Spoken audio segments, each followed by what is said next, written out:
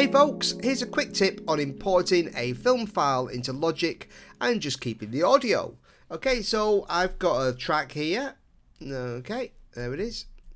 And it's just a bit of guitar. Okay, so I've got two things I could do. In Logic, I can go File, Movie, Open Movie, okay, and choose this.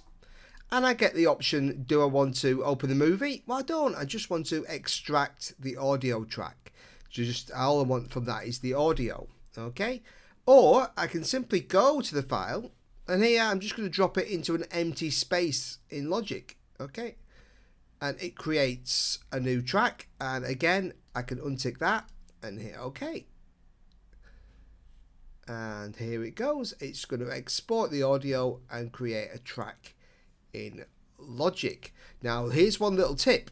You notice I can't move this, and I want to be able to move it about, and you can see it's got a little lock key there, and the reason it's doing that is to try and keep it in sync with the video, even though the video's gone.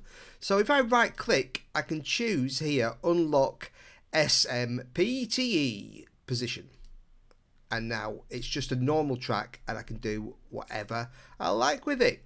Thanks for watching.